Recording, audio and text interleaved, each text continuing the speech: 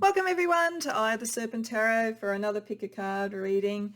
And as I say in the description box, today is the big question, which is who or what, whatever terminology you want to use, is your eternal soul. And so what we're really trying to look at here is if you consider that we're all part of the divine, we're all part of almost like splinters of the divine is the terminology I tend to use of it, that are in the material world, to be part of the evolution of the divine as much as anything else, the evolution of our souls, the divine, and so forth, then arguably speaking, we all probably carry certain constellations of characteristics of the divine, but in different ways. So we're all very unique, we're all very different, but we will have some similarities. Our soul tribe may be a constellation of similarities and so forth. The energies that we're closest to in the matrix that is the divine, and I mean that in the original term of matrix, not as an analogy to the matrix in the movies. But what we're trying to get to here is, what is that? It's almost like the distillation of you as a part of the divine over time and over incarnation. So we're going to start with looking at some key elements, key sorts of, almost like a fingerprint. I guess that's what I'm trying to find, the fingerprint of your soul, which almost stays there in one form or another through all incarnations, but obviously which evolves, changes, mutates a bit, because that's the point about incarnations and the life experience, but that which is essentially you. And once we've sort of looked at maybe what that fingerprint looks like, we'll use tarot to ask, who are you right now? Like in this continuum of the journey of your your eternal and evolutionary soul, what does that look like? What are you learning in this incarnation? And what is that then contributing back to the divine collective that you're part of? And then I'm going to use different oracles to look at the aspects of this, almost like looking at a pentagram. So air, fire, water and earth and the spirit, just to sort of see how that all comes together with any other information that spirit wants to talk about for those elements, so that we see the fingerprint, where you are now, and the kind of evolutionary engine around your eternal soul. So it's going to be a little bit of an experiment. Honestly, if you see this video, I felt the experiment worked. Otherwise, I guess you never see the experiment and you don't know I even tried. So hopefully you are listening to this and it means that it has.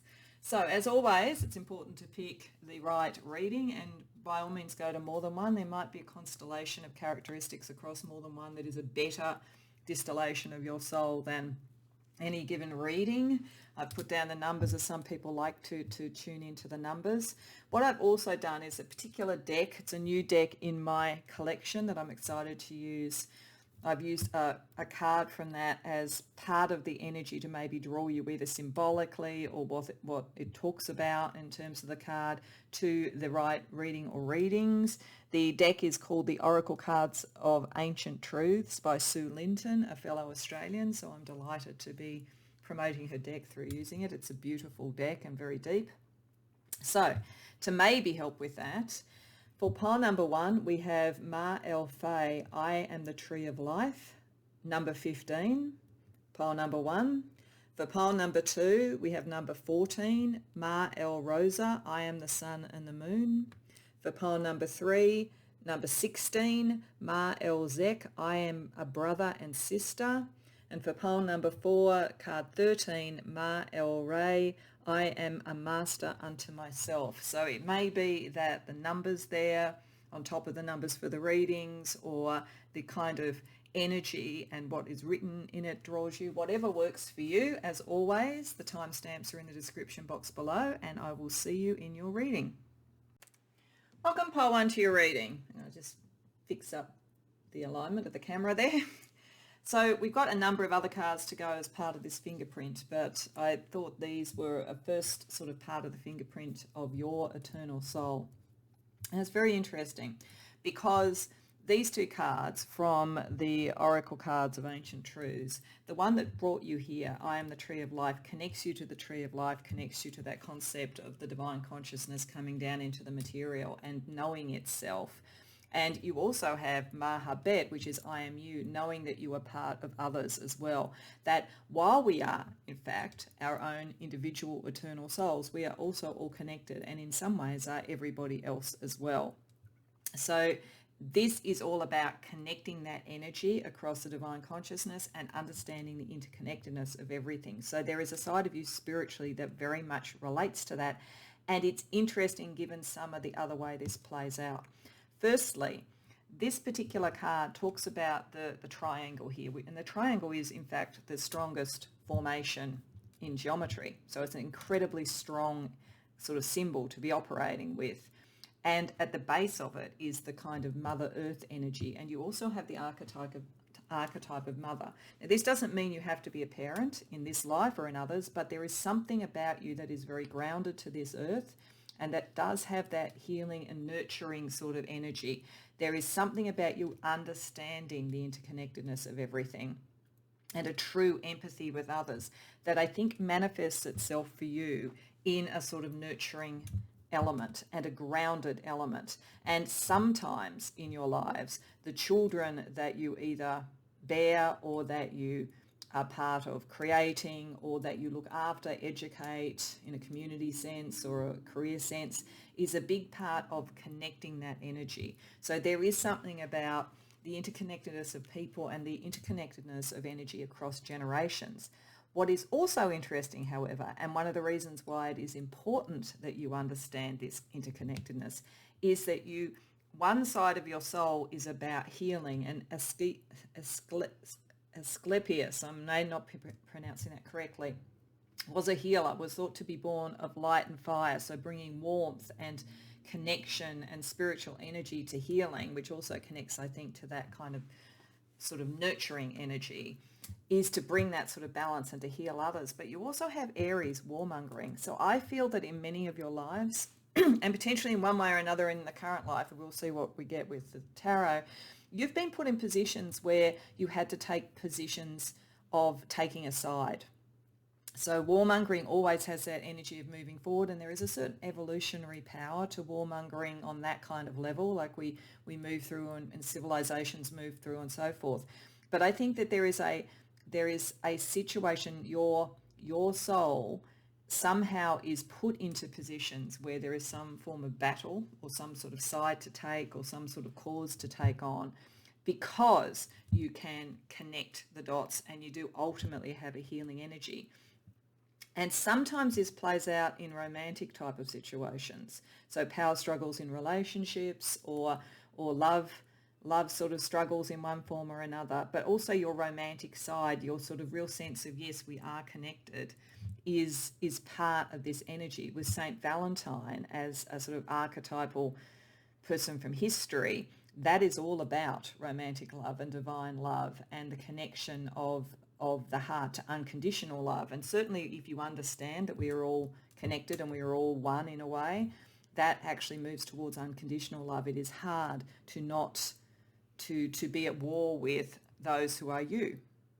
So there is something about your life path and your evolutionary soul, which is to balance those things, to bring it into healing in some way, maybe even to nurture others to be able to do that so they don't end up in that situation.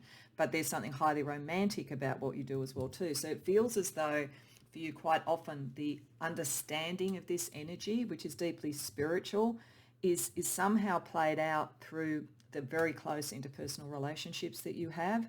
And you heal others through that. You bring others into the world in one form or another, or nurture others in the world through that.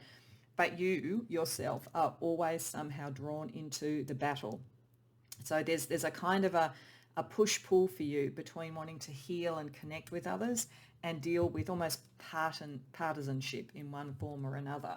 So let's have a look at some other elements. So firstly, I have a couple of archangel energies to sort of see a little bit more about the connection that you have to your eternal soul and the archangels that are watching over it, and also some astrology just to give a little bit more of an understanding of the core of you. So we have Raziel, emancipation. I'm going to put that there.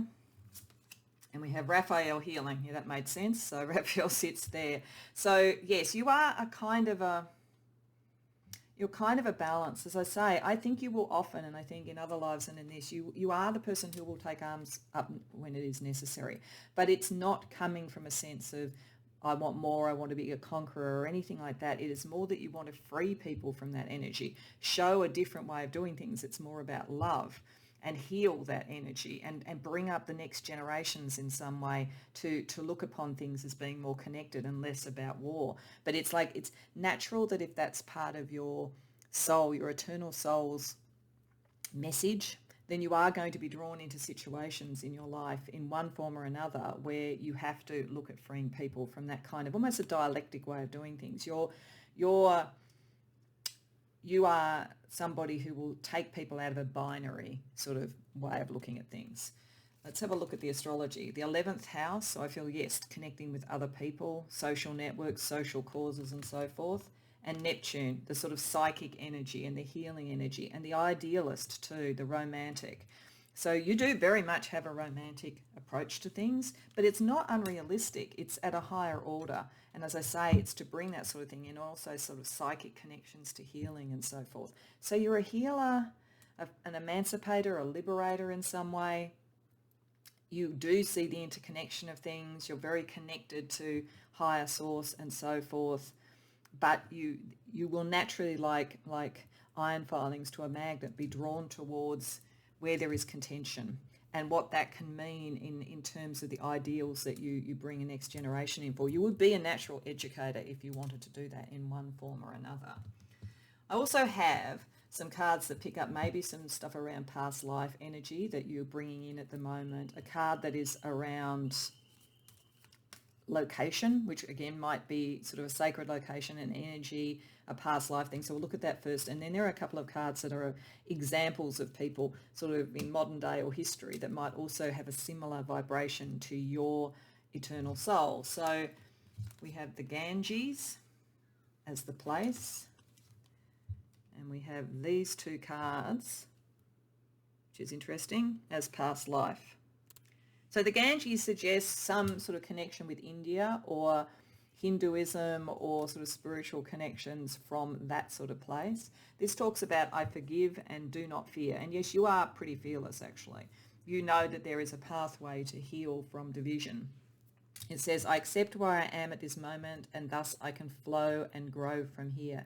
So your healing is about the next level, the next step. So it's like what you bring, as I say, that the maternal energy or paternal energy, that the nurturing energy is about taking the next generations forward, about taking what has occurred, accepting what has occurred and moving forward, not staying in this sort of warmongering thing. It's getting out of that sort of binary limited viewpoint and taking it forward and hopefully at the same time being able to have a great love, all of those sort of things, get the reward on an emotional level because that's how you would feel most rewarded. Past life energy coming in for you, you've definitely spent some time with the creative side of things, with tailor, weaving, shoemaker. You bring craft in, you bring in abilities. They don't have to literally be that kind of thing in this life, but there is something about precision and creativity and beauty, I think, around that, but also a very good business sense. And this might be why you find yourself in these sort of areas, because you're not on a small stage. So even if it's sort of like bringing people up, it's about the generations that are impacting on the world in some way, that there's something about you that is drawn towards where there is power and getting a better viewpoint on power in some way. So lastly, let's see what the potential sort of allegories for you in terms of people in history. Wow, Marilyn Monroe. Okay, so this is picking up the romantic and the Valentine.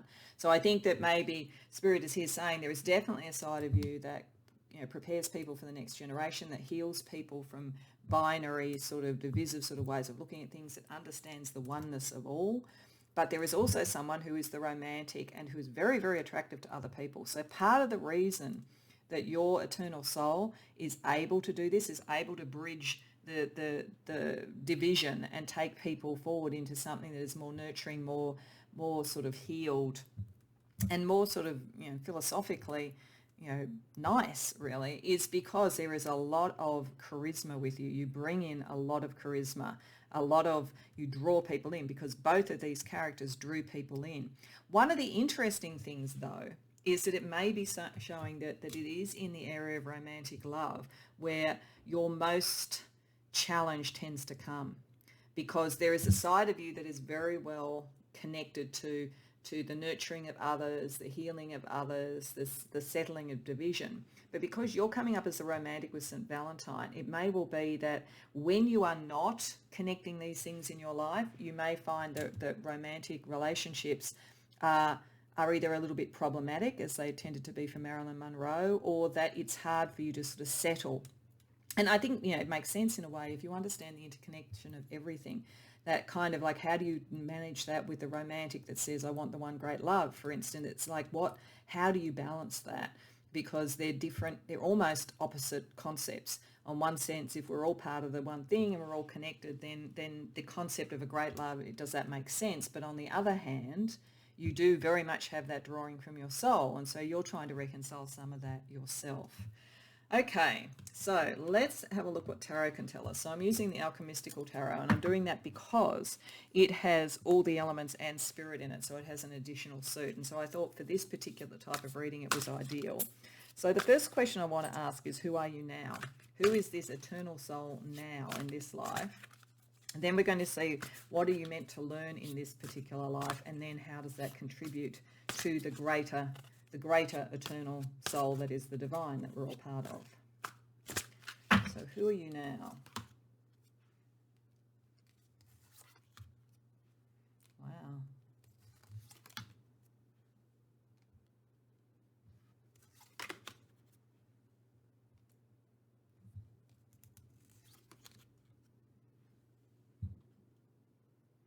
Okay. So, firstly, huge amount of creative energy, huge amount of charisma, as I said before. So you definitely carry that through, and that's around at the moment. And you are definitely someone who takes things forward, who moves. That the Chariot feels to me a little bit like the warmongering energy, but not necessarily in being in a war or a battle, but it is balancing the sort of energies. Chariot is always about balancing like head and heart and light and dark and all of those sort of things, but moving forward and very much of the light. You are here to some degree to release the energy of thought. So this is the binary issue. This is the question. There is a question in your soul always about how do you release the tension and the drama around the bigger thought about what we all are together. That's part of what you're doing, and part of your creativity and your life path is about doing that. What it probably isn't so much in this life, though I think it may have been in others, is what this is saying is you don't have to be in the belly of the beast to do this. When we've got the Alchemist of Earth, which is like the King of Pentacles, and the Traveller of Earth, which is the Knight of Pentacles, both reversed, I feel like that's saying that you do this on a much more personal level at this point in time. Your eternal soul and your evolution of your eternal soul, and this time round, is much more about the creativity and the balance and the emotional stuff and the relationships, and less about business. Now, this does not mean that you can't have a successful career or any of those things, and we are going to look at those sort of energies further on. It's just saying I think that maybe other lives you've been drawn more towards the powers of the world, the Aries energy or whatever. In this one, you're being asked to really focus on that kind of charisma, taking energy forward, the philosophy of it, and so forth. So that's the thing, and that's probably the way that you start to balance out some of this romantic energy, rather than being just about the work and just about the material things. Okay, so let's ask, how do you learn in this particular life? How is your eternal soul evolving in this particular life?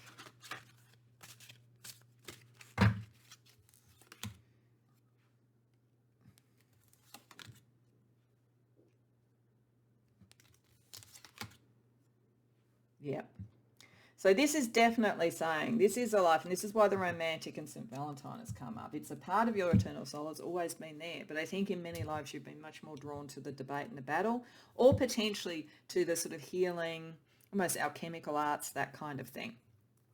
This time around, it's not so much about, the sort of material outcomes. It's about the emotional outcomes. With the Seeker of Water, that's like the Page of Cups. The Eight of Water is leaving behind emotional patterns that no longer suit you and finding those that are close to your heart. And the Traveller of Spirit, so this is the additional suit in this particular deck, is like the Knight of Spirits. So it is moving forward on a spiritual quest. So it does not mean that you don't have a successful career, successful business or anything like that, but for the sake of not sake of the eternal soul, but for at the core of you, the core of your eternal soul, this time around is really focusing on the love aspect and what that means and how you reconcile that with your spiritual connection. What does that mean? What patterns in terms of relationships can you let go of? Maybe ones that were a little bit divisive. And what ones take you towards your connection with the soul. It could very much pick up not only romantic love, but also love of children and so forth, given the mother architect here and the connection of the mother to that original card that drew you here. So given that, how is your work on that level contributing to the collective that we are all part of, the oversoul, the divinity that we're all part of?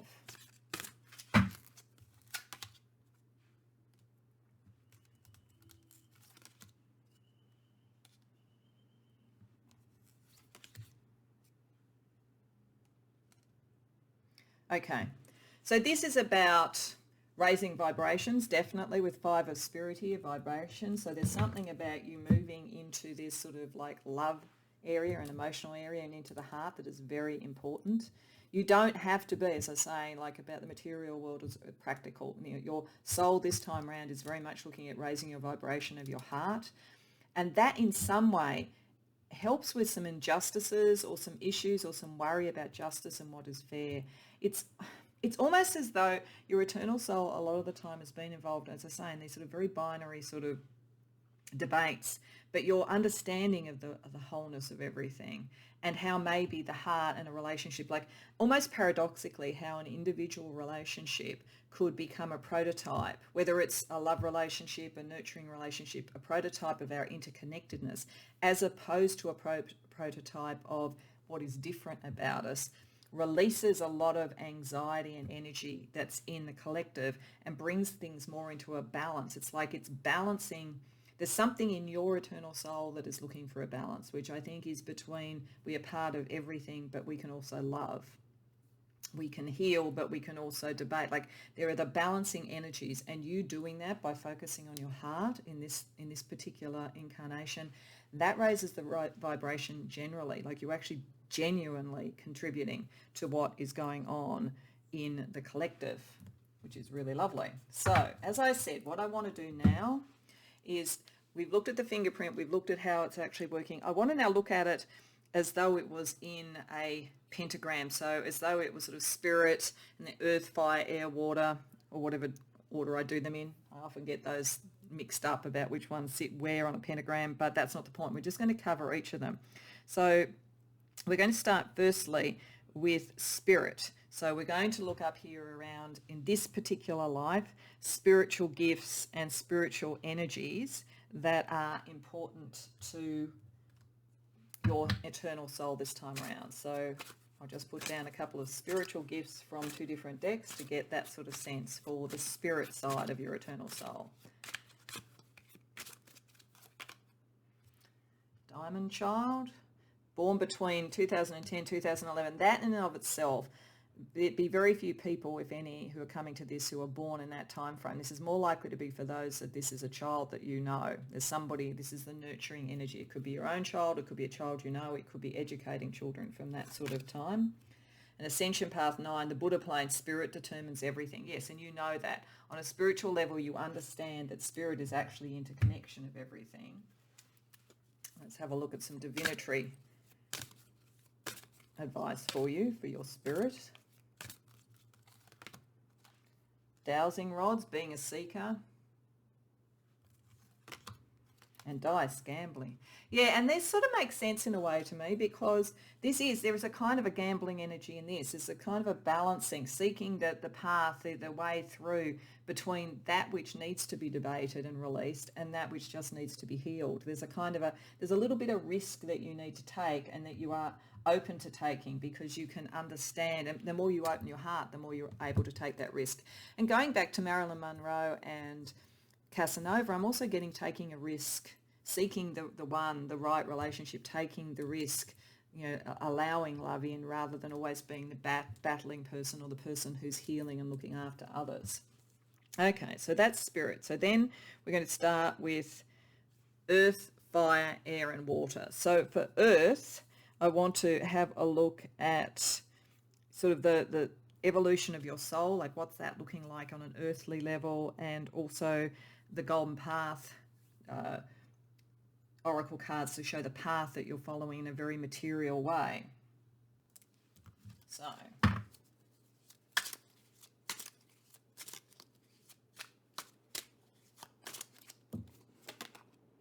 collaboration, difficult role. Yes, and I think this makes sense. I think it is saying that if you focus too much just on the earthly and you're not in your heart, like that's going to make things difficult. I often say, like, if you look at your astrology chart, where you have your sun, both in terms of its sign but also in terms of its house, if you follow that, you're following the right road. I suspect either the sign or the house that you have your sun in is more tilted towards relationship and less towards, say, the kind of the 6th house or the 10th house. It's more likely to be like the 5th house, the 7th house, something like that. So if you only focus on that, you have a difficult role. You can make things easier by collaborating, because you can draw in that energy. Your energy with other people draws people in, but it's not necessarily the main focus this time. Let's get a Wisdom of the Golden Path card as well.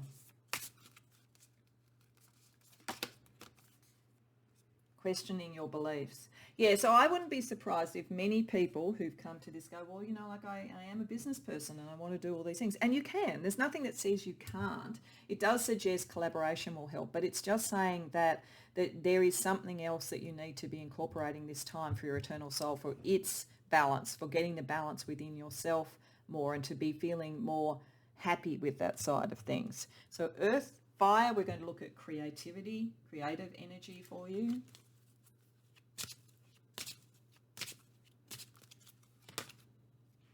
Surrender.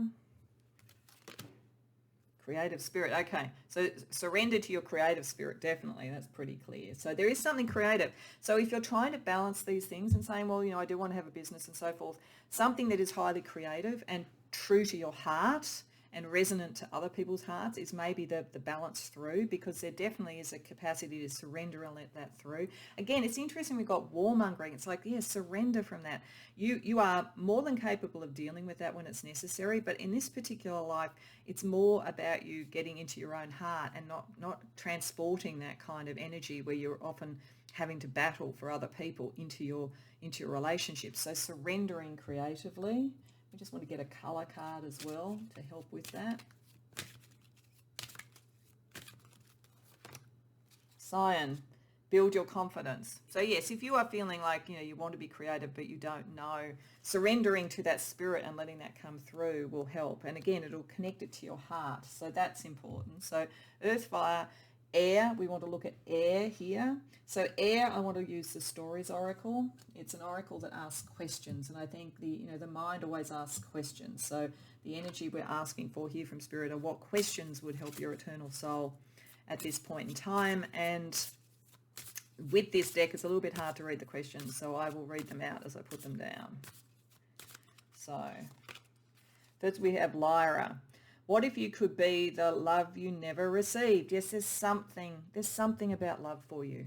And that means that, and if once you love yourself and you love that connection and you understand that, you can bring that love in. Okay. And sorry if you can hear that knocking. I don't know what that is. We've got Andromeda. How can you best trust and protect your heart? Yeah. This is what you think about love is almost as important as loving in this life for some reason. So and I think it is about the balance with your creativity, the balance with the sort of like spiritual energies, where you're prepared to take risks, all that kind of thing. So earth, fire, air, and water.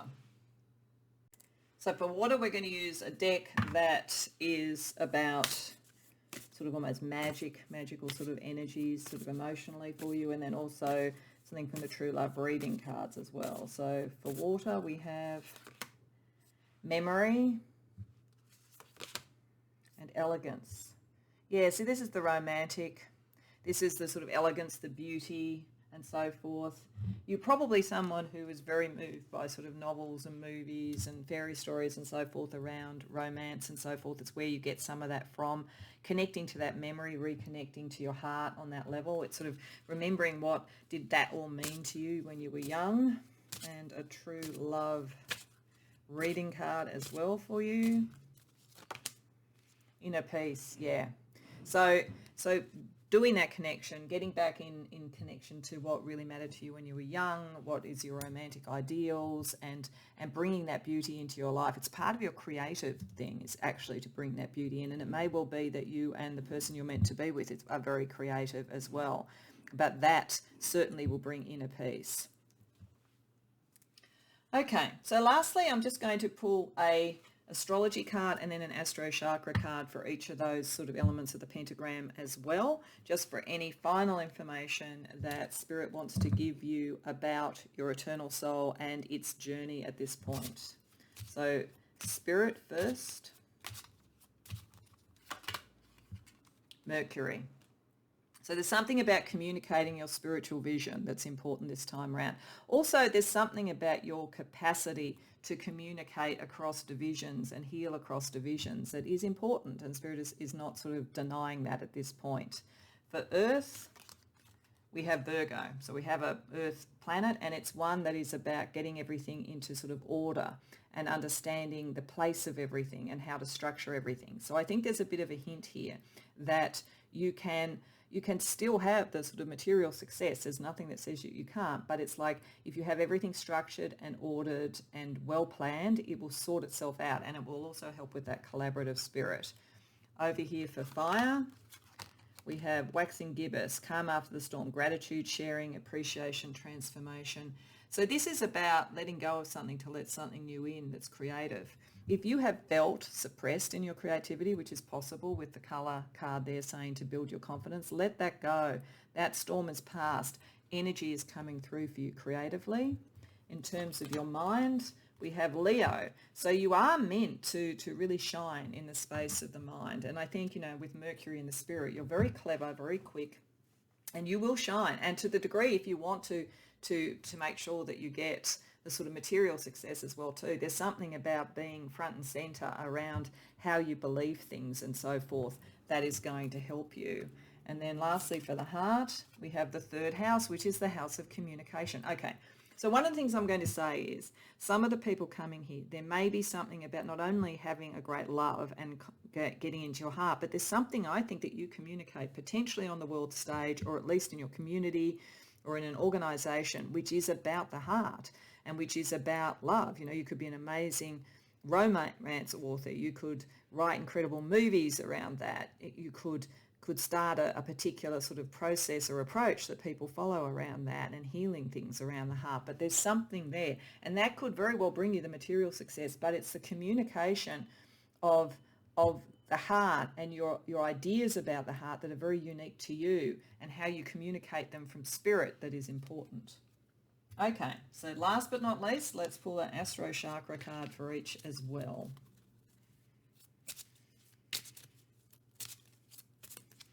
So for the spirit, we have the heart chakra. So yes, it all comes back to love this time around.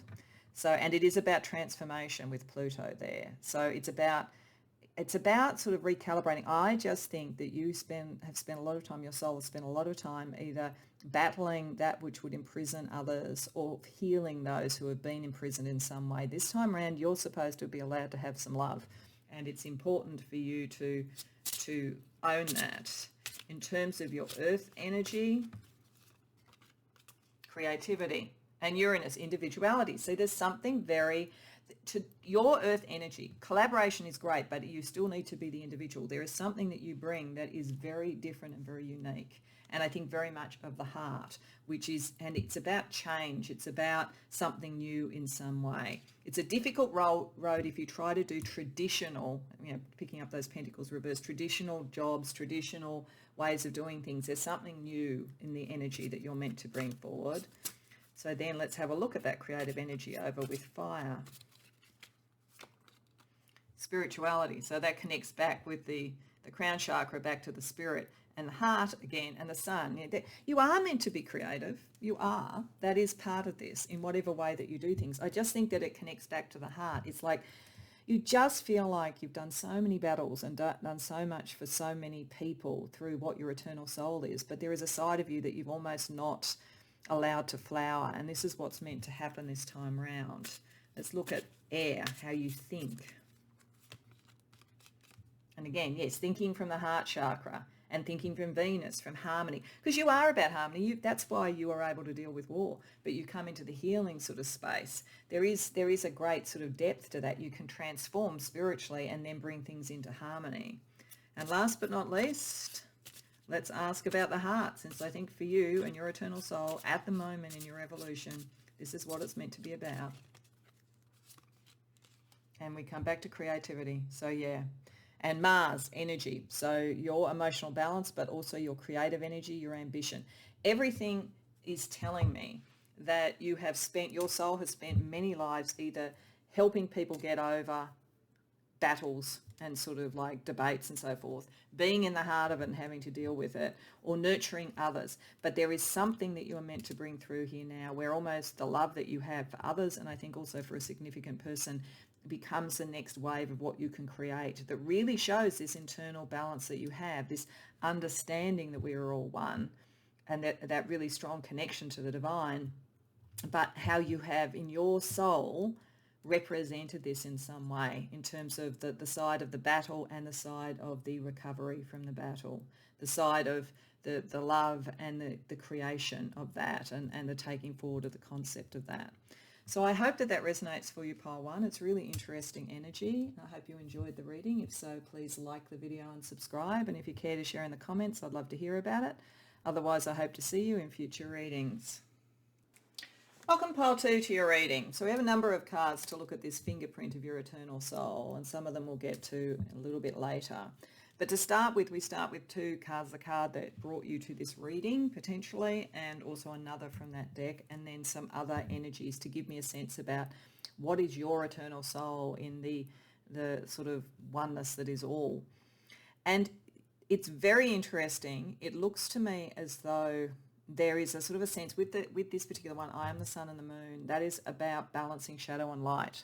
So there is a side of you in your eternal soul. Part of it is about balancing your shadow and light and understanding that. And it's interesting it connects with the Hydra, because the Hydra was a many-headed sort of serpent beast that was a challenge that had to be met as a challenge. So one of the challenges for your eternal soul, and one of the things that you deal with, and I think have been dealing with well, I have to say, we'll get to why, but that you deal with is that balance of shadow and light. So you are definitely someone who understands that there are two sides to things. You are definitely someone who is aware of, you don't hide from the challenge that is your particular shadow and light within your existence.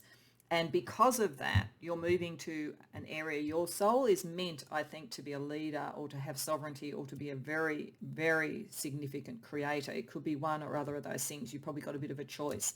Mahati, I am that I am, is about having really worked out who you are and of having let go of the egoic side of things, which is part of the shadow, and also something that you need to be able to do to have Zeus energy. So it's about having true sovereignty, where you have understood the concept in a way of being no thing, and therefore can be the thing, the soul that you are. So I would think that in many lives you have dealt with issues of power, issues of shadow and light, issues of that both creatively and also potentially politically and romantically. All those sort of energies are showing here a diversity of sort of experiences where this particular frame, which you chose to come here about the shadow and light, has been processed to head towards a sense of true sovereignty within yourself, who you truly are. So I think, in some lifetimes, the energy of the rebel has come out, and there may be aspects of all of this in this life as well too. The person who knows who they are, so they're not going to be conformed by the challenges of other people trying to tell them who they are. I am that I am. I know who I am. The sensualist, the person who says, I know what is beautiful and wonderful about connections and sensuality and all of that sort of thing. I am able to balance those things within myself. I am not going to be constrained by the idea of there is only one way to love, there is only one way to be, there is only one way to experience the world, there is sin, and then there is what is accepted. You've kind of sorted that thing out. With Leonardo da Vinci, highly creative, because we've got creative here, creating yourself, creating an authentic understanding of self. But I think also there is something highly creative in distillation of your soul. You probably are very talented in one or more type of creative fields, whether or not that's something you want to do as a career. And we will be looking at things like the earthly sort of basis of this at the moment in this life. So we'll see whether that comes up. But certainly the other thing about Leonardo da Vinci was he was what they call a polymath. A polymath is somebody who has many, many different levels of understanding. He wasn't just a painter, he was sort of like a scientist, and he was an architect. He was all sorts of things. He was a futurist. So there is this sense of you of being a polymath in one form or another. And that is often someone who's highly evolved spiritually because they have had many lifetimes and they have perfected many crafts. So there's something about that in you. But there is that sense of being everything and no thing as well associated with you. So I just paused there for a second, pile two, because the garbage truck was going past. But it's far away enough now, I think. So as I say, I think that there's something at the polymath about you. There's something about many things and many ways that you could show yourself and show who you are, and also in a sense who you aren't, and how you brought that balance and how you deal with challenges. But I think many times you find yourself in some form of authority in some way. That's part of it. There is a natural leadership to you, but it is kind of because you have many things in your kit bag to actually bring to the table. So what we also had was some other different cards. So firstly, some cards around archangel energy that is connected to your eternal soul, and then some astrology. Then we're going to have a look at things around past lives and some examples of people in history that may be a bit like your soul. So firstly, around archangel energy, we have enlightenment with Zadkiel, Jupiter as a connection here, so expansion, sort of success. You are someone who is likely to be successful in things that you do, but you are enlightened. Like, it's a lot about enlightenment and understanding how to bring the light out of the darkness. And Haniel, deep joy, Venus. So really connected to your heart. This is the sensualist. This is the sense of I am going to be who I am and I'm going to be true to my heart and so forth. So Haniel watches over you to allow you to do that and to give you the skills, I think, to equip you to the creative skills to create yourself and to show who you are in the world. In terms of astrology energy, the 12th house, so some of it's quite private. You may not take some of your creativity out into the world, or you may have many talents but people only see one or two, because I think you keep quite a bit private. You're also likely to be highly psychic. And the moon, oh yeah, you're definitely likely to be highly psychic. And it's interesting, the sun and the moon, you do understand the shadow side of things. You do understand the depth of things and the sensitivity of things. This is partly what creates the layering of your soul, because you don't shun the dark, you just simply understand it as part of a balance. And you're not frightened, you don't shy away from the challenges that are associated with that. And that's what true enlightenment is. We have to have both. We can't have just one. Okay, so then let's have a look. There were some cards that I intuitively pre-pulled for all these readings. One is a sacred earth place that may either be somewhere that you live now, want to see now, or may be connected to your soul in some way. And then a couple of cards about past life energy that might be relevant to where your eternal soul is at this point in time. So we have the Enchanted Caves, Widowed, okay, and India. So there's definitely a strong India connection here, because we've got India and we've got the Enchanted Caves, which are in India. So I definitely think you've had a past life in India. You may, in fact, even have a current life in India or be drawn to it on some level spiritually. You may have a past life where you lost love, and there might have been a period of time. It's sort of interesting. We see this sort of shrouded figure that you went more into the moon and into the darkness and into the depression and despair and got yourself out of balance. The challenges were very, very personal. And, you maybe even rebelled against what people would have said you should do when you're a widow or something like that. So there's some sort of pain that you're carrying through. The Enchanted Caves says, enlightenment is a journey. Enlightenment with Zadkiel.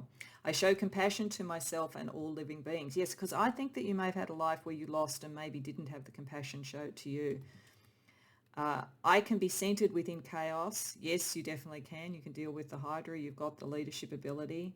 All my past lives have brought me to this perfect moment of realization and wisdom. Yes, I am that I am. I understand the balance. So yes, there's a deeply spiritual aspect to you. Whether you're really following that in this life or not, your eternal soul has a kind of enlightenment and I think very much connected to India and its region and its beliefs and its spirituality. Okay, so let's also look at what cards these are. Basically people from history or current day. It's just to get another energy, another perspective to the fingerprint, as I say, of your eternal soul. And then we're going to start to look at how it's playing out. So we have Edward the 8th. Oh, okay. That's interesting. And Albert Einstein. Okay, so there's the polymath. You're probably very brilliant, I've got to say. If you've got Albert Einstein and Leonardo da Vinci, you're no slouch in the intellect department, that's for sure. So there's certainly something new. There's something about understanding the nature of the universe. There's something about, as I say, the polymath in your soul. Edward the 8th is really interesting. He suffered for love in a way, and actually gave up his sovereignty for love. So I think that there may be something around this where when your heart is hurt, some of this sort of natural ability to sort of, be the polymath and be the leader or whatever, you tend to maybe withdraw. Like your heart, you protect your heart. This is why we have the 12th house. It's the private sort of thing, because I think in lifetimes the thing that has suffered for you is love compared to, spiritual development, becoming who you are, sovereign to who you are, creating things. You're all over that. But there's something about love, and it's possible that that's one of the key things for this life. So we'll see on that what Spirit wants to talk about this life. So we're using the Alchemistical Tarot. I wanted to use it for this because it's a tarot deck that has a 5th suit, which is for Spirit, and I then want to use a pentagram type structure to look at all the other aspects of this that are important, around spirit, earth, fire, and air and water. So it seemed to me this was the logical deck to use. So the first question we're going to ask is, where are you now? Where is your soul now? Then we're going to have a look at what are you learning, and then how does that contribute to the greater collective.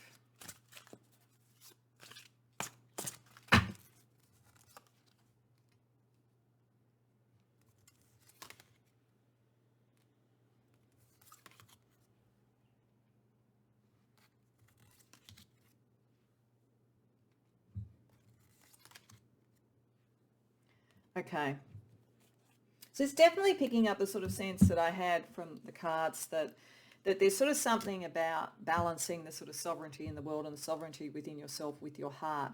The 6 of air here, that is finding a pathway. So you are finding a pathway, psychologically, spiritually, philosophically, to move forward. So I think it's after having some frustration either around material things or around emotional things. And I think that's really distilling the energy here. It's like it's saying that there is, and it's connected, I think, also with recall as being part of this card, to past life recall and so forth, a sense of like some of those patterns and working out what they mean. So the emphasis is on finding out what you have lost in terms of your heart compared to all the other things, these great talents, this great sort of connectedness, this sovereignty. Because in a way, sometimes sovereignty of that nature is also very lonely. So I think that you are working through a pathway to resolve what this means to you emotionally. And you're unlearning some stuff with the 8 of Earth reversed. Because the 8 of Earth is generally kind of skills acquisition and so forth, I feel. And in this case, it's sort of unlearning some things, particularly about the powers of the world, with the Alchemist of Earth, which is like the King of Pentacles reversed. There's a sense that at the moment you're unlearning some stuff around what it is to be powerful in the world and so forth. And also, not to judge too quickly, to sort of step back and sort of look at things. See, I think you've often been in a kind of a battle with the light and the dark and sort of enlightenment and taking things forward. And you've used incredible sort of polymath skills, as I say, to be the rebel, to be the sensualist. I don't think you're meant to be in a battle this time around. You may well be meant to be in a position of some authority, but I don't think you're meant to be in a battle. You're meant to find a more peaceful way through and reconnect with your heart. So I think that makes sense. And part of that is slowing down a bit, because you are very quick. You go quicker than other people. So it's about slowing down. So let's ask what you're meant to be learning in this life for your eternal soul. Wow, the Tower. The Hierophant reversed. And the Nine of Water. See, it's all about getting back to joy. This is about breaking down everything that does not lead to joy, including anything that you've conventionally learned or conventionally believed. And you are well suited to doing that with Albert Einstein, with Leonardo da Vinci. You are someone who can break through the more conservative and actually, really break through on some level. But there's an internal learning for you to reconnect with your heart.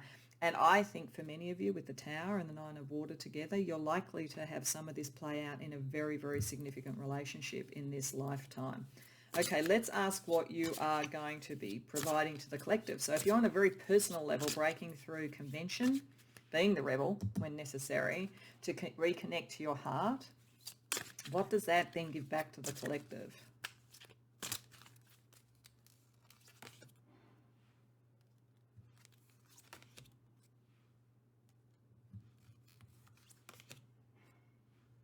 Okay.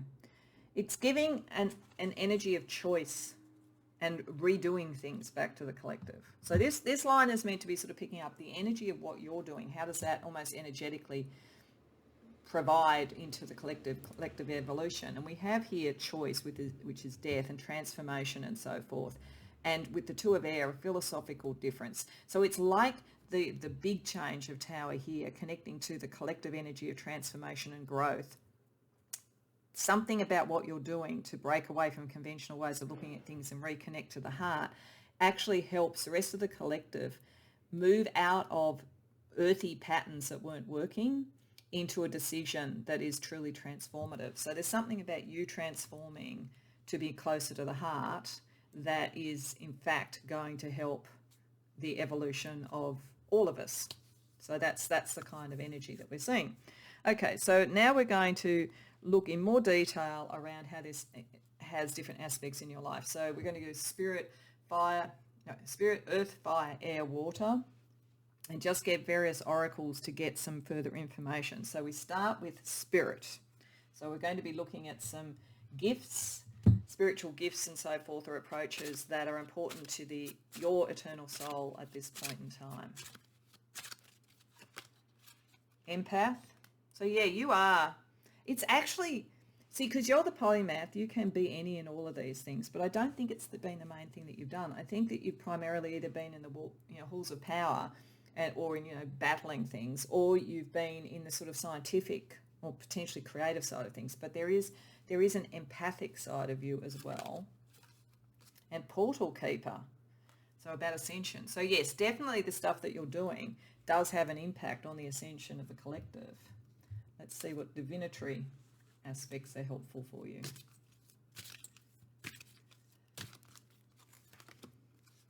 Crystal ball, clarity. Yeah, so you're supposed to bring clarity. You'll bring clarity to yourself, but you're going to bring clarity to others. And lots of chance, so that people can take the chances, do the different things and so forth. There's a little bit of similar energy to this to another reading. So some of you may have come to two because it's got a similar sort of feeling to it. Okay, so we've got spirit. So then we've got earth, fire, air, water. So earth, we're going to be looking at sort of things around the evolutionary path of your soul and the path you should be on. So in this earth. So firstly,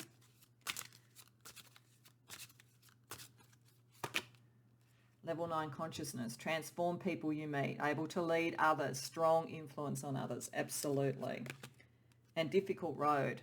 So again, it's interesting, and this came up in one of the other readings, that just the powers of the world, because you're very comfortable with that, and just the material things and just dealing with the battles is going to be difficult for you, because you're actually meant to be more inspirational. I think this is why we've got the creator energy rather than necessarily the person who's sort of having the battles and so forth. Okay. And another card around the earth manifestation of your eternal soul in this life. Sea of love. Yeah, you're meant to sort of bring love energy into the material. It's the missing ingredient, and it's not to say that you don't feel love or have love. It's just that it's not been the top priority for you across your eternal soul, across a number of lives. Okay, so that's earth. Then we go to fire. So this is all around your creative energy.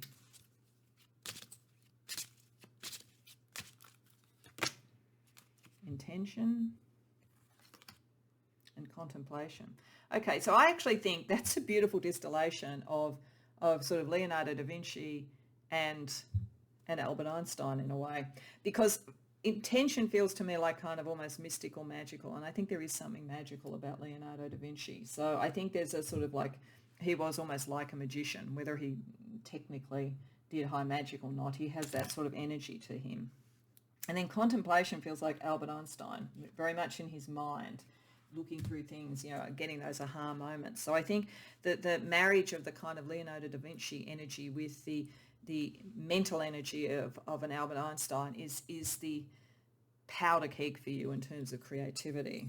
Let's get a colour energy as well. I'm going to be very interested, given that, what we get around air for you actually, but let's see a colour energy also around creativity. Rainbow. Connect to fairies in nature. Well, obviously, if you do have a connection to the fae, obviously use that. But rainbow to me again says the polymath. You really are. Like a lot of people would like to be, but you really are. Okay. So we've got spirit, earth, fire. So air, as I say, we're going to use the stories oracle here because it's asking questions. And I think that's the best thing that we can do with our mind is ask questions. So this can be a little bit hard to read the questions, so I'll read them out, but they're questions that are useful for your eternal soul at the moment, and possibly to really unlocking that creative energy, I think. So the first question is, Pisces, what if you believed in the power of your dreams? Yeah, your heart. You're very, very clever, very able to deal with challenges and the powers of the world, very talented, very skilled, but you really need to believe in the power of your dreams as well too. And then the other one is Corona Borealis. What if you were in charge of your life this whole time? Yeah. So if you have got caught up with the Hydra, with the challenges, as opposed to being Zeus, this is just reminding you philosophically to understand what you have in your kit bag and why you are in fact more in charge than you thought. Okay, now we know that the heart is very important to this, so we're going to use a couple of decks to look at the kind of magical energy around your heart and your soul at this point in time as well. So firstly, we have tranquility. That's very nice. And ambition. Okay. It's almost opposite sort of energies in a way. But maybe that is being tranquil in the ambition of your heart, like maybe knowing that you'll be able to do this as well as you do everything else. You're multi-talented, remembering that. You don't have to sort of feel the ambition almost makes it too much. Be tranquil in your ability. And let's see, one other card around love, around true love and love energy. Resolving conflict. Yeah, and I think it's partly your own conflict. Because I think what happens with you is with the Hydra here, with the challenges and with Zeus, if you don't resolve the light and dark energy, bring that into being and then take it into your sovereignty, it remains an area of conflict. So I think in many areas in your life, creatively, sort of intellectually and all of those sort of things, you have definitely moved into your sovereignty, but there is still some inner conflict. The light and dark for you at this point in time is going to be worked through around your emotions and your heart. Okay, so to finish off, we're going to look at some astrology energy for each of those elements of the pentagram and then have an astro chakra card. So for spirit, the astrology energy is the 7th house. So it's about relationship. I do think that there's a key relationship for you in this life. If you aren't already in it, you will be in it. There is something about union that is important to your evolution and the evolution of others. And in terms of Earth, we have the 12th house. So yeah, it's sort of like that moon energy, or that you could potentially, do something material or business around psychic things or around psychology, deep, depth psychology and so forth. But I think a lot of the stuff around the material thing is more private to you in this life. Creativity, 9th house. So there's a lot of like out on the world stage with the 9th house, a lot around higher learning. I think this might be part of this message around some things to unlearn as well. It's like the master craftsman, once they've actually done all that kind of energy, they can then let it go and actually unlearn it and break the rules once they know the rules. For your mind, we have 3rd quarter, the release, out with the old and bad and in with the new, discernment and so forth. So yes, there's a philosophical shift you need to go through in this life to really, really master what you need to master for your eternal soul this time round. And lastly, for the heart, Chiron, so the heart needs to be healed on some level, brought into balance with temperance and so forth. So there's something there, a healing energy around the heart. But I think there's a lot of promise that spiritually you're watched over to have the right connection for that. All right, so last but not least, we'll pull one Astro Chakra card for each element again. So for the spirit, survival, Venus, love, feeling safe. Yeah, you will only, your spirit is so strong and so able to deal with challenges, but there is like at a root level, you need to get in touch with love so that you can truly feel safe in this world. Because otherwise I think it's always a kind of a battle of challenges to mastery. And that's made you incredibly talented and incredibly ahead of your time in many ways. But I think it has caused some issues for you emotionally. Around the earth energy for you, we have the solar plexus chakra, Saturn, discipline, self-discipline.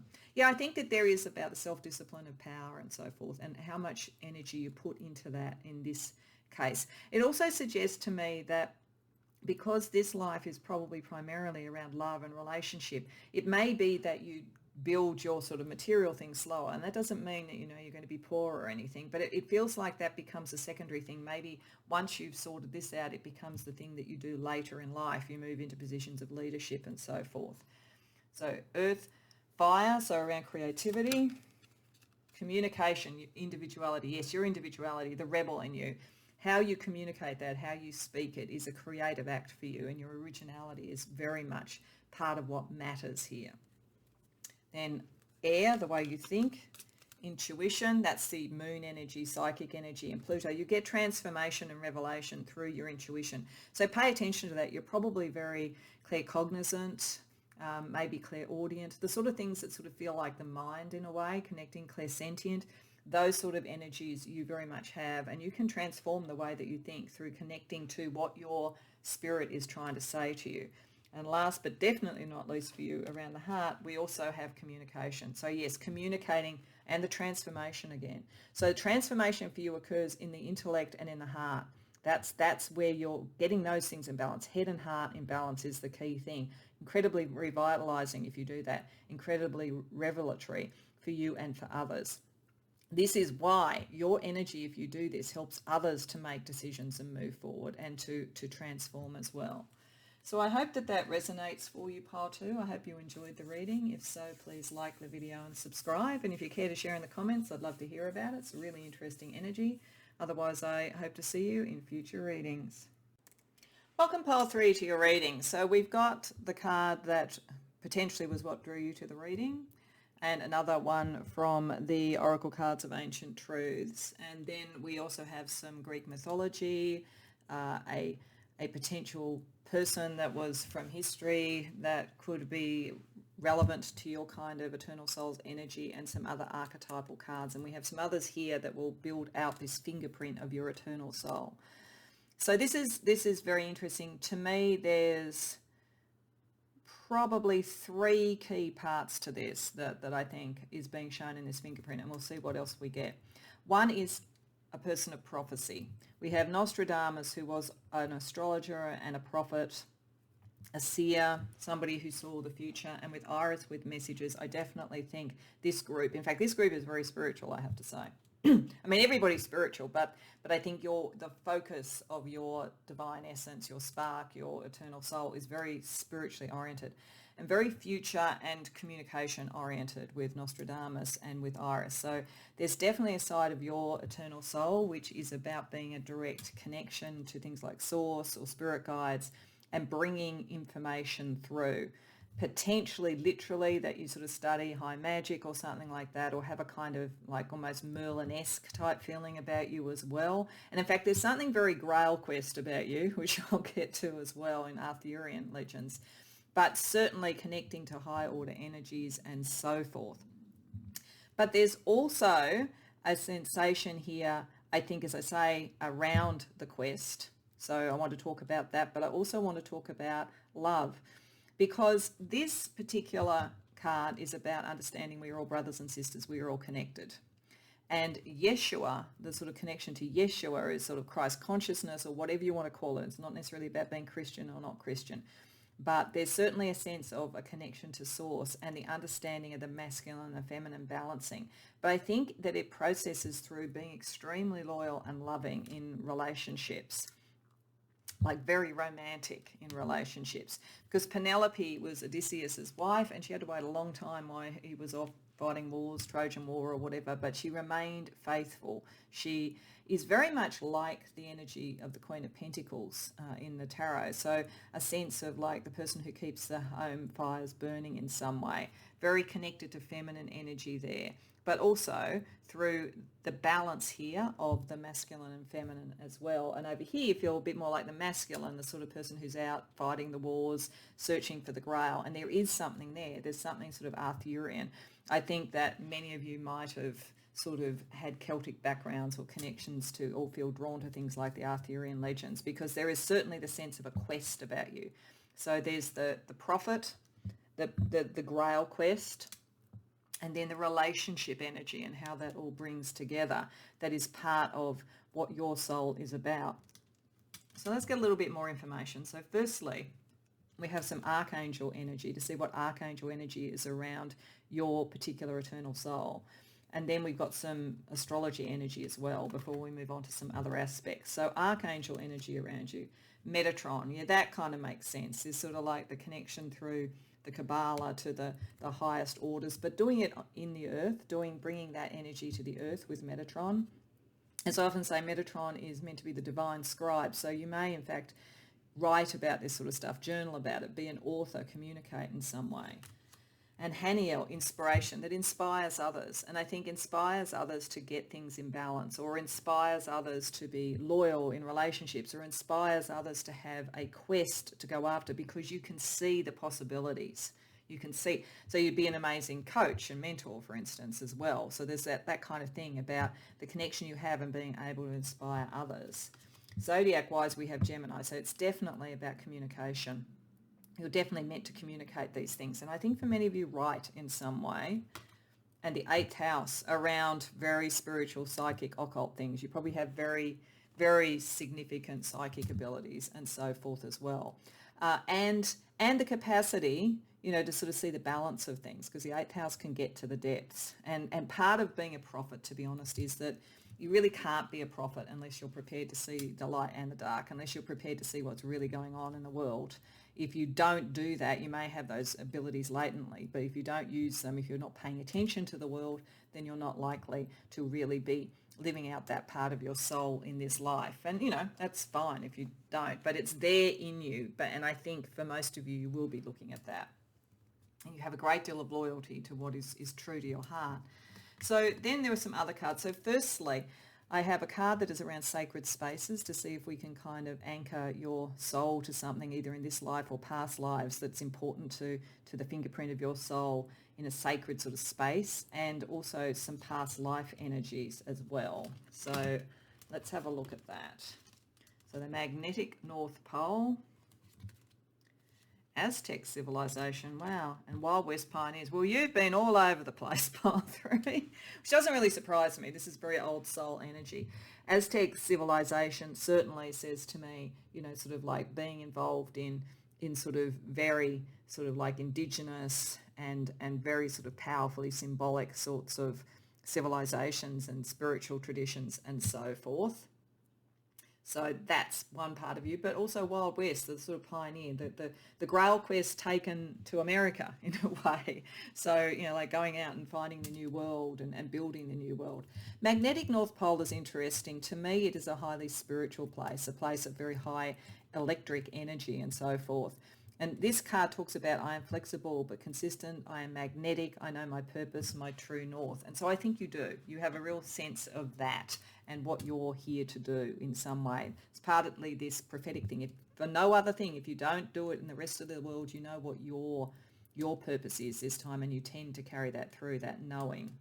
Okay, so lastly, in the fingerprint, there are a couple of cards from an oracle that shows various people, you know, in current and history. So it's just, again, to get a bit of a sense of some of the energy that might be similar to your soul.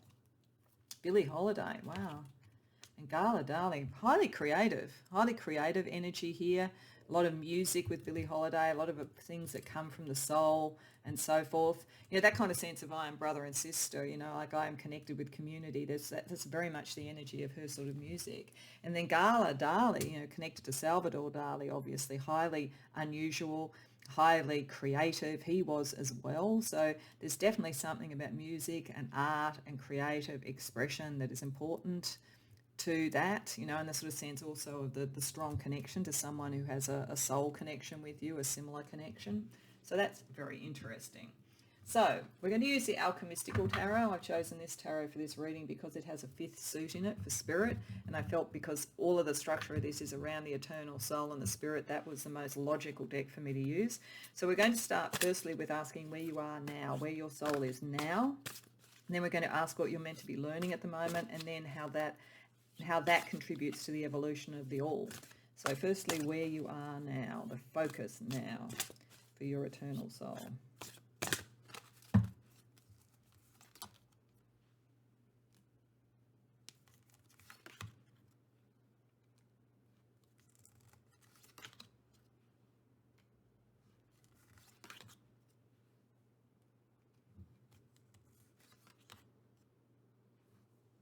Okay. So this is confirming with Alchemist of Spirits like having the King of Spirit. That is definitely saying that there's a very spiritual path that you're on this time, and that is what you're meant to be focusing on. But it is saying right now that you might feel a bit lost in it. With the Five of Spirit, which is about vibration reversed, it suggests that something, particularly with the star reversed, has kind of either taken you off your path, like off your grail search for some reason. And I'm almost getting that maybe it has to do with relationship, because Penelope, as I say, had to keep her own fires burning for a long period of time while her other half was off sort of fighting all the wars and so forth. So it looks to me right now like there's something that has dimmed some of your belief in what you're doing for some reason, and Spirit is asking you to assimilate that understanding as part of your broader understanding of what's going on in the collective, rather than taking it within yourself and then finding the connections, the emotional connections and otherwise the friends and so forth that can take you back to that spiritual anchoring point. So it just looks to me like you're meant to be really focusing on a spiritual message, but for some reason you've lost faith in spirituality, or you don't feel like you know exactly what direction you're going in. And there is a way to get back on the path by connecting to others. So let's see what you're meant to be learning at the moment. So I think one of the things about Iris or Nostradamus or anybody who's a prophet is you can get a little bit ahead of other people, and then you kind of feel a bit alone and, well, what do I do now? So there's almost that sort of energy around it for you. So what can you learn now?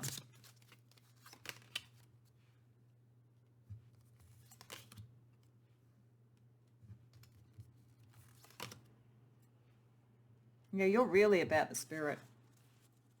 So what this is saying, with Six of Water, we've got the Ace of Water reversed. That suggests to me that there's something emotional that you've almost put to the side, but which could be something that you could resurrect, particularly since we have the Six of Water reflection. It's also nostalgia. This is saying that you could learn to resurrect something that mattered to you and construct a new spiritual thing underneath it. It's almost like whatever you've gone through, whatever's maybe made you feel a bit disillusioned, is the very thing once you sort of like recalibrate it back to what your heart wants, that you start to sort of construct and take forward. There's a lesson in whatever this is that's made you feel a little bit detached from your spiritual purpose. It's the way back, and it allows you then to construct the next step, because that's part of what you're meant to do. That's part of what your soul does. It constructs the next step. That's what prophets do. Like, in a sense, there's almost in the wave of evolution, within the evolution of the divine all, there have to be the people who are out in front, and sometimes that could get a bit disorienting, but you can reconstruct and recalibrate. This is saying that's part of what you're learning to do this time round. So how does that contribute to the collective all?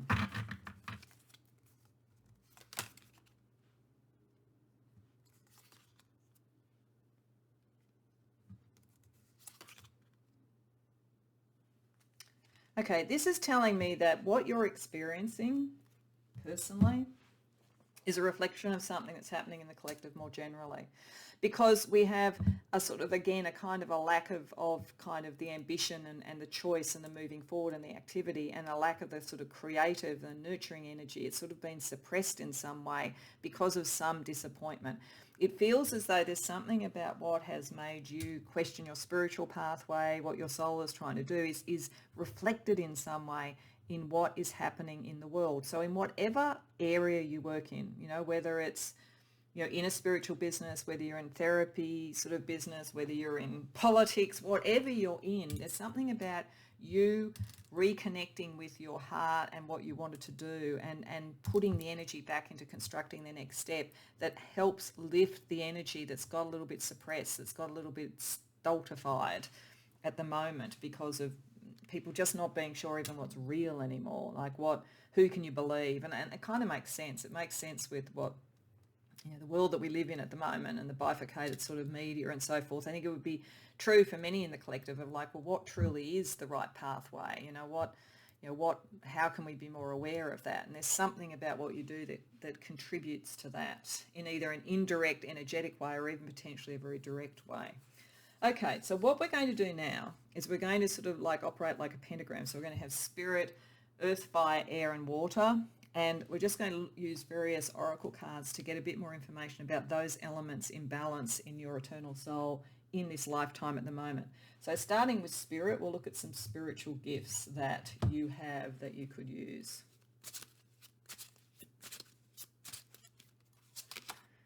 Oh, that doesn't surprise me. Master number 22, the architect. Yeah, this is about the construct. This is about, there's something that you're meant to sort of bring into being and design around spiritual energy, I think. And telepathy, highly connected to others. That's why it's going to impact on others. There's a sort of a telepathic connection. And I actually think that telepathy is the engine room of prophecy. I actually think that it's telepathy into other people that actually tells you something about what's coming, all the sort of like combined energy. It's like a prophet becomes a computer, that all that energy goes into and is then distilled into something, which then becomes the architect. So that's what you're meant to be doing. Let's see what other spiritual gifts you might be using this time around for your eternal soul. Palmistry. So how you interpret things is important, how you articulate them. That's why we got that sort of sense of the scribe and Mercury and so forth. And flowers, fickle.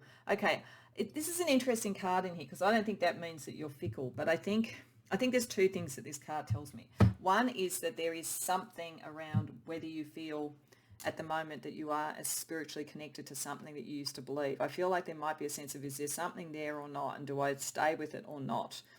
And that picks up the Penelope thing too. Is it worth waiting for Odysseus to return, or is in fact it time to go and do something different?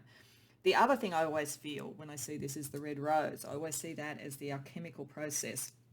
And so whatever that decision is, you are in the process of working out what to dispel from the situation so it turns into the white rose. So I think that there is a process in the spiritual realignment that you do where you'll take certain things forward and you'll leave other things behind, I think. It's not, you won't entirely leave something you did before, but you equally won't entirely take it forward. It will transform. Okay, let's have a look at earth energy around you. So we're looking at evolution of the soul type pathway and pathways in general in this world.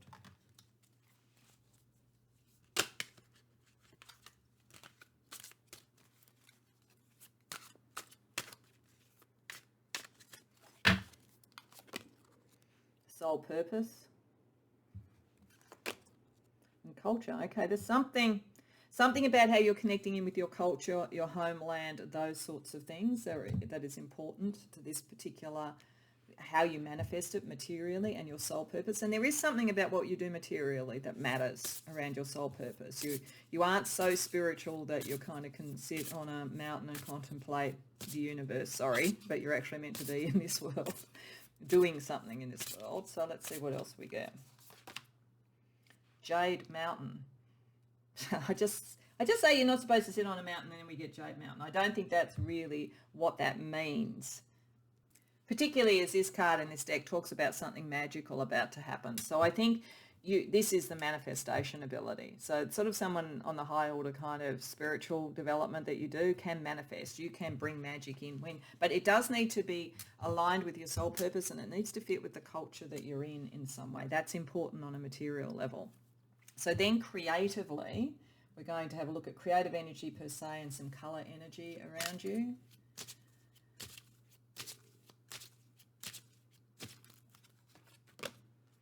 Vibration, community again. There's something, okay, this is telling us something. There is something about the community that you're in, the culture you're in, raising the vibration of that. It's very much connected. You do not operate it. It's confirming what I said, even though we've got a mountain here. You can't just go and sit on a mountain. I'm sorry, you just can't. Even if you want to, you're meant to actually be raising the vibration of a community in some way, and your creativity contributes to that. I'm looking at a color energy around you.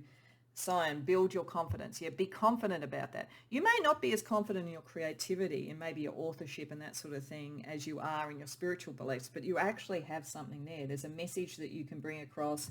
There's an energy that you can bring across that's important. Okay, so talking about the message, let's look at air. So what I want to do with that is I'm using the Stories Oracle. That has questions. I think questions is one of the best ways to use our mind or our intellect. So I thought that would be the best way to ask Spirit to tell us something about the energy around your thoughts, your beliefs, your philosophies, and so forth. It's hard to read the questions, so I'm going to read them out for you. So firstly, we have Ursa Minor. What if you could be the things you loved most about those who are gone? So maybe there's sort of something in your community and your culture that you want to bring forward. So that could be something, philosophically, something that you can start to communicate. And the second question around your mind is Pisces. What if you believed in the power of your dreams? And you should. And Pisces, again, very spiritual. You can manifest. But it is in this life, at this point, it's got something to do with community. It's got something to do with those that you're around. Okay, so let's also have a look at your heart, at the love, at the emotional side of things. What energy does Spirit want to talk to you about for your eternal soul around your heart at this point in time? Passion, that's nice. And confidence. Okay, so certainly if you want to have love in your life, in whatever form it is, be passionate about it, be confident. You're certainly able to bring that in. It's part of the manifestation ability. You are able to do that. Let's see what the True Love reading cards can tell you about your heart as well. Spiritual maturity. Yeah, one of the reasons you can do it is because you are spiritually mature. And this is going back to that kind of, like we are all brothers and sisters, we're all balanced, the masculine and feminine being balanced within you with the Yeshua card. Definitely your spiritual maturity is one of the reasons why you can actually, in whatever way you want to show it, have the love that you want, the emotional sort of energy that you want in the world. Okay, so we're going to finish up with, for each of those elements, an astrology energy and then also an astro chakra card. So for Spirit, the astrology energy around you is Pluto. Yeah, transformative, big time. Bringing in the new evolution and so forth. The tarot card is judgment, so there's a lot about karma here. A lot of karma that you're sort of processing your own, I think, and others, and helping with around this spiritually. In terms of Earth, we have Leo. So you're meant to do something material in this world. You're meant to be seen for this in some way. Don't feel that if you have these spiritual gifts, and I think you would, you could make a career out of it, or it could be an element of what you do to make material things, and it's part of what will make you shine, make people see you. Creatively, we have cardinal, so Aries, Cancer, Libra or Capricorn. It's all about initiating things, about doing things that are new. It's another sign, don't underestimate yourself, have confidence in your creativity. For your mind, we have new moon, planting what you desire, think it through. And I do think there's something for many of you about communication, that mercurial energy, taking something new out into the world in terms of how you communicate. And then for the heart, we have the third quarter moon, the release, out with the old and the bad, in with the new, discernment, so forth. Yes, you're spiritually mature. You can bring in passion with confidence into your life if that's something that you want to do.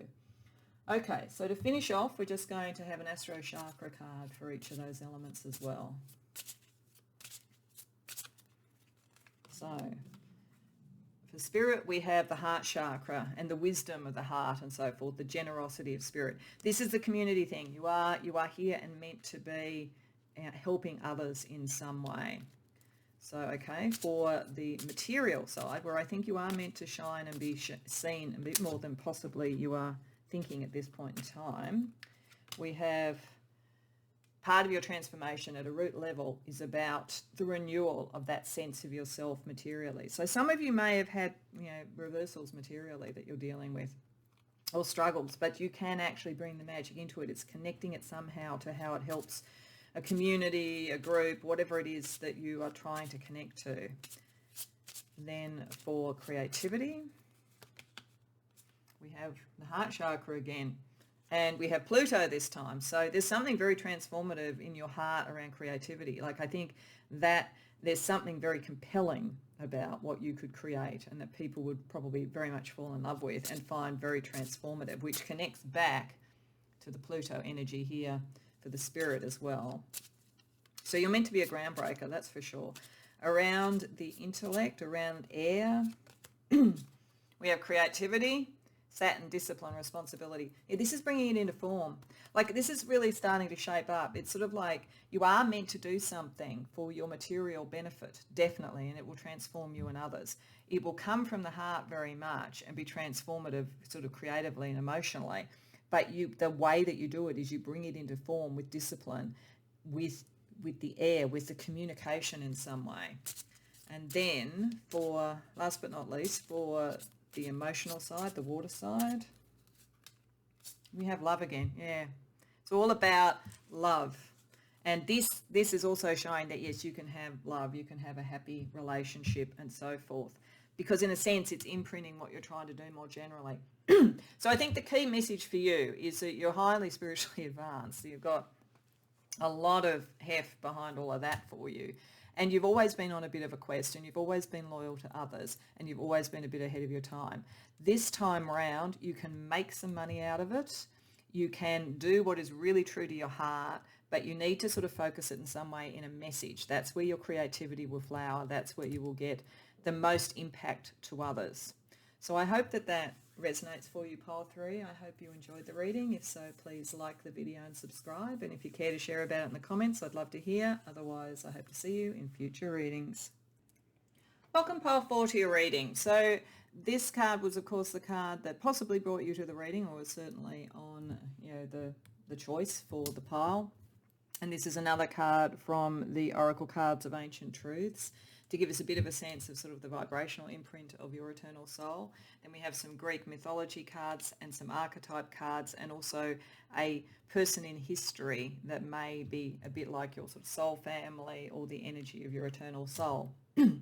You're interesting because of all the readings, you are the one most grounded to this earth. And that doesn't mean you couldn't be a starseed or live on other planets or anything like that. It's just you are very grounded, very, very much part of Gaia, part of this world, understanding the material, likely to be very, very adept at making money or business and so forth with Capricorn, because you know who you are. You chose, I am master unto myself. You don't take any prisoners. You know who you are.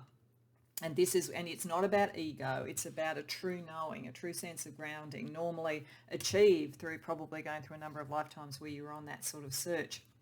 And therefore, with Maha Ki or K here, you are grounded. You are connected to the earth. You are here for a reason. You may well work around environmental matters or scientific or business, any of those sort of things. Health, you may be very much connected to health. You're likely to be a very healthy person, have a very healthy lifestyle.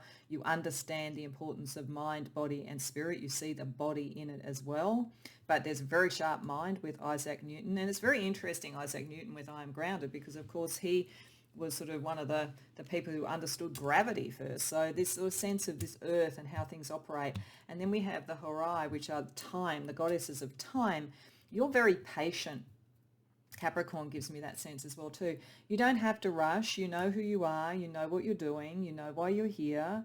You take things in their season. You understand all of that. But you could certainly go to the depths of issues as well too. Scorpio means you really understand not just the science of the material, but the mind, body, spirit. It's all of it. You, like an alchemist. Isaac Newton was an alchemist. But you're also an advocate. And I think an advocate for that which is grounded and healthy and uses power appropriately, because you don't have the sort of ego things that want to control somebody. You want to actually see a healthy, diverse, biodiverse, everything sort of environment. So you're here very much for a reason, and it's about practical outcomes and about people really understanding themselves and how to be healthy and how to be grounded and how to manifest. So very interesting sort of energy. What we've also got, we've got a number of other cards around the fingerprint of your eternal soul.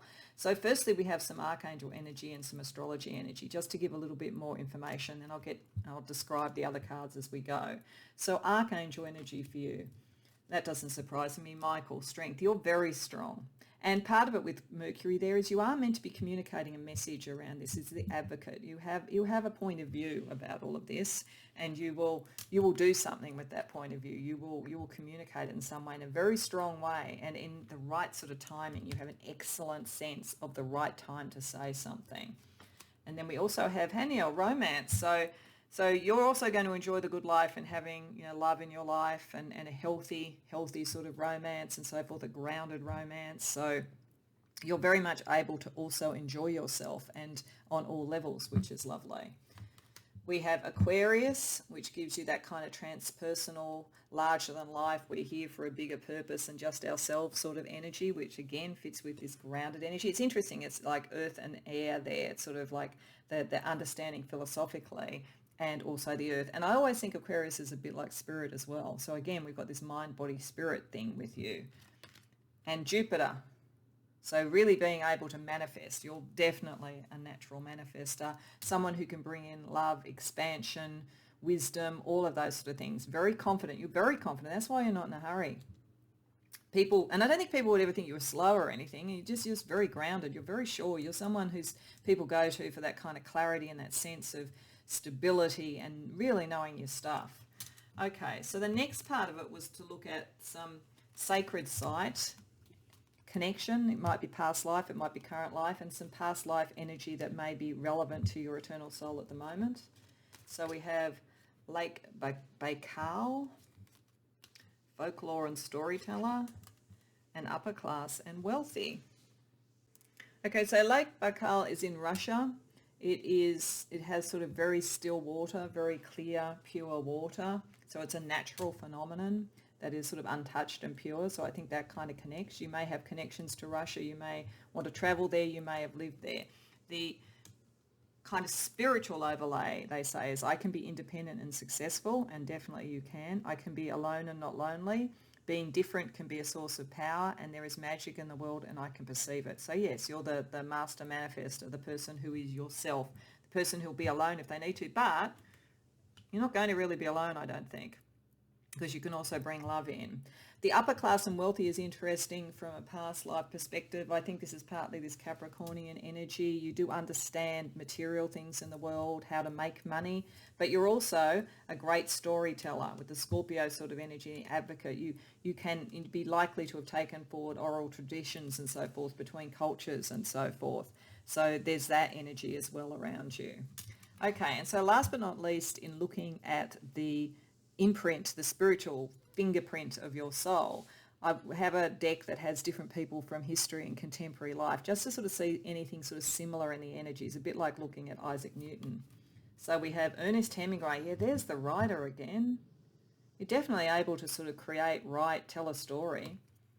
And Lena Dunham, okay, so also able to be witty and light when necessary, because she, of course, is a comedian. Sorry, I just had to pause. You might have heard that the phone just started ringing.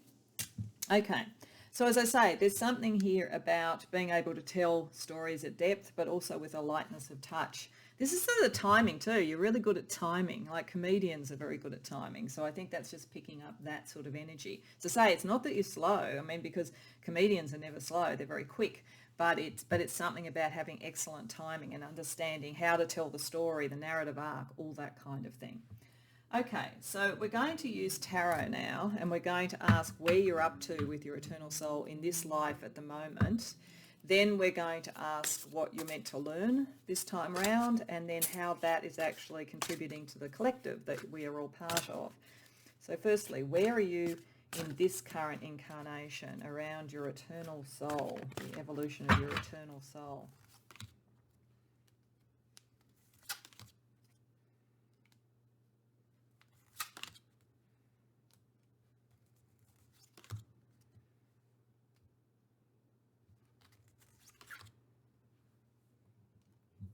Okay, so I think you're partway on your journey.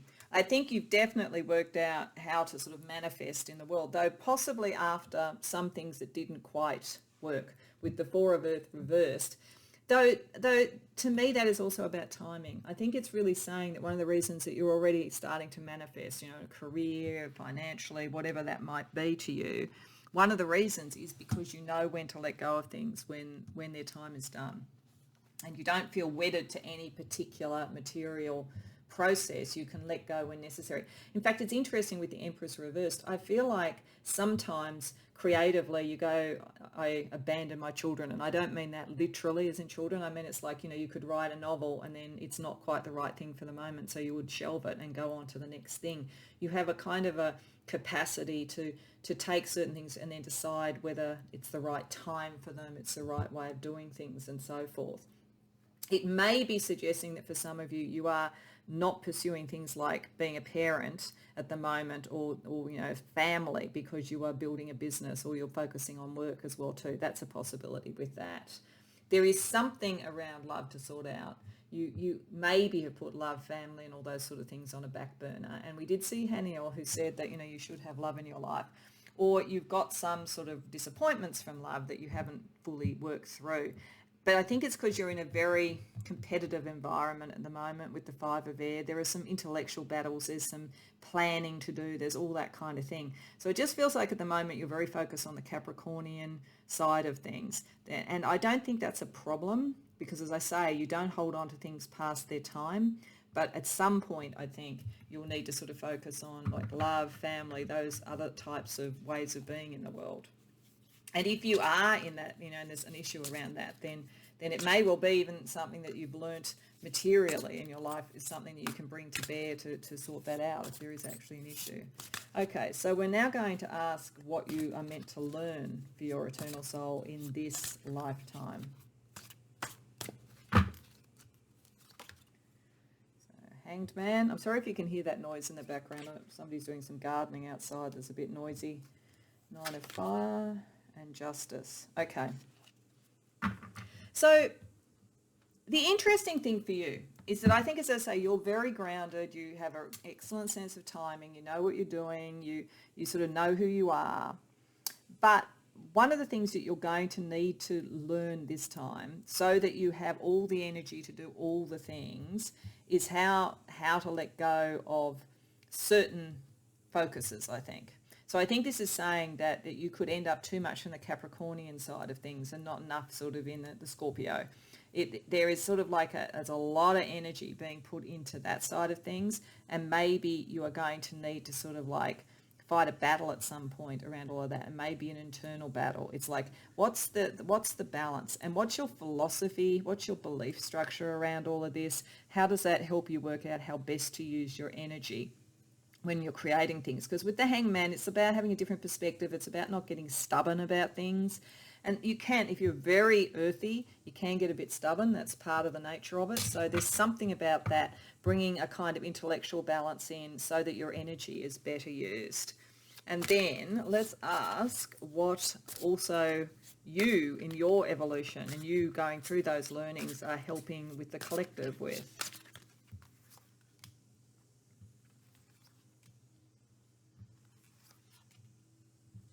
Okay, so what you getting unstuck in whatever way you get stuck, and it's not too big an issue because, as I say, you don't hold on to things that aren't working, but this is very material. This is sort of like the other elements of life. It's almost like taking that same degree of I can let go of something when it's not working into your love life, into your sort of spiritual practice, whatever it might be, even into your attitudes and beliefs. That actually helps other people become more spiritually aligned. It helps the collective become more spiritually aligned and to make decisions and step forward spiritually into what is sort of like collaborative and artistic and creative and all those sort of things. It's almost as though you've taken a little bit too much around the earth at the moment. And if you start to be flexible and so forth, it also opens up flexibility and spiritual sort of alignment for the collective.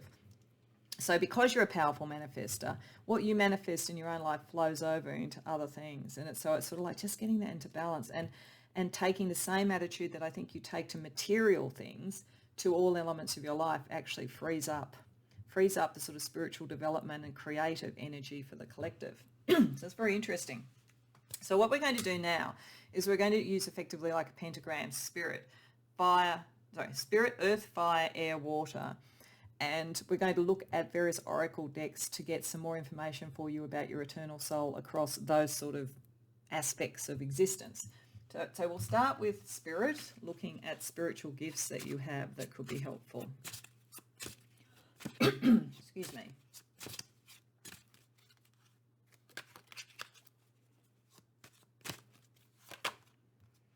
Clairsentience. So clear feeling. So get into your feelings, because you're very much grounded. Get into your feelings as well, because they will give you information, psychic information. Angel numbers. Pay attention to angel numbers. I always think when I say angel numbers, I think of synchronicity. If you're one of those people who sees 11:11 or 12:12, that kind of thing on a clock, pay attention to that. There's information coming through for you. And we also have astrology. So yeah, if you want to get the sense of timing and all the aspects of your life, astrology might help you. Might help you see where you need to bring the balance in against your earth planets and earth signs and the others. And we aboard, caution. So yeah, I think this is just you need to sort of have a little bit of caution about how you balance all this, because you could get almost too earthbound and not be able to do all that you could do. And I think you'll have that sense of it. This could also suggest mediumship.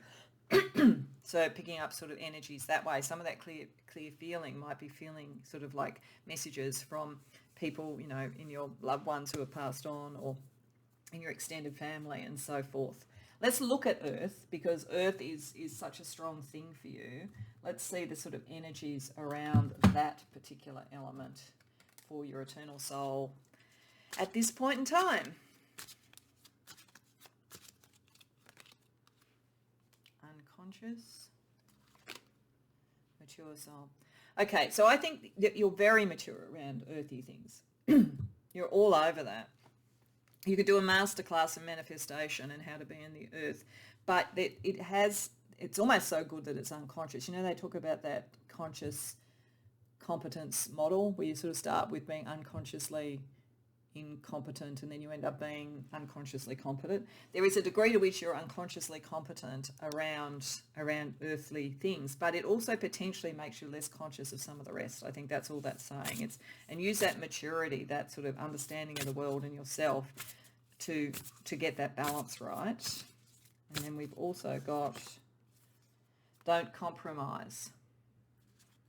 So when you let go of things and when you decide what you want and when you balance all that out, go by your own instincts, because you do have the maturity of the soul. Don't feel you're lesser in the other things. I don't think that's what this is saying. It's just saying that you've kind of really kind of balanced it out in how good you are materially, but you need to sort of not compromise yourself or give in to others. You know who you are. That's what we saw right at the beginning. Okay, so that's earth. So fire is creativity, the kind of creative energy around your soul.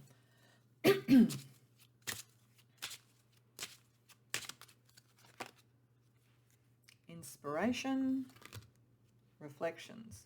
Okay, yeah, the more that you reflect in on, what you want to sort of like, almost the more fiery aspects of manifestation and so forth, and what you really want, rather than just, knowing what works and so forth, the more that you're going to really achieve in the creative space. And I think there's a lot of potential for you to achieve in the creative space, but there's something about reflecting the inspiration, bringing it into structure. Okay, let's see a colour energy around your creativity.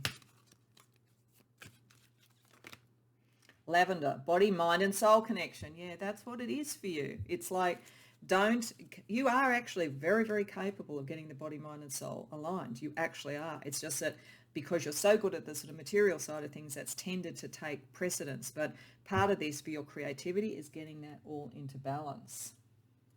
Okay, so then let's have a look at air. So what we have for air is the Stories Oracle. I'm going to pull a couple of cards for questions, because I think questions is how we get in touch with our mind. So the air element in our soul. So I'll read them out because they're a little bit hard to read on camera. So we have Phoenix. Wow. What will bloom from your ashes? So yes, when you do leave things behind and when you do resurrect things, what's going to bloom from that? What's the inspiration? What are the sort of reflections and the intention and the connection that you have? And then we also have Aquarius. How can you fill anyone else's cup if yours is empty? So look, I think on one level, your idea about keeping your body in balance and all that is great and is a really powerful thing. But I think it is about body, mind and soul connection, making sure you're connecting all of it, because otherwise, how do you sort of fill anybody else's cup? How do you bring in the emotional stuff into your life that would be helpful to you? And speaking of emotional stuff, let's have a look with a couple of oracles around the emotional side of things, the water side of things in your soul. Happiness. Yeah, you're meant to be happy emotionally. You're meant to have a great love or, and that sort of thing. And pride, yeah, and to be proud and happy of the way that you love, who you love, all of those sorts of things. And I think most of the people in this, you're going to be incredibly healthy and probably very good looking and have a great body because Hygieia is going to have looked after that. Let's get one other element around the emotions. Worthiness. Yeah, because you are worthy. And I think you're worthy. But I just think it's a matter of bringing all those things into balance so that you can allow that in your life, not just to be focused on the material side of things. You may, in fact, have felt you had to be very materially successful to be worthy, but you're worthy on another level anyway. It's like, you can bring it in without it always being about, what do I have to offer materially. Okay, so to finish off, we're going to use an astrology card for each of those elements and then an astro chakra card for each.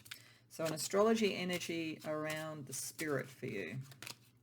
9th house. So there's something about higher learning. There's something about philosophy, something about bringing and integrating that all together. So I think there's sort of, spirit is tilting at, if you've spent a lot of your time sort of like learning about material things, learn about the other things too. There's sort of like something in that, and you maybe could teach others, and some of that communication could be there. It could be something you do with your career or as a vocation in some way. Around the material, Chiron. Yeah, there's a little bit of healing to do with this.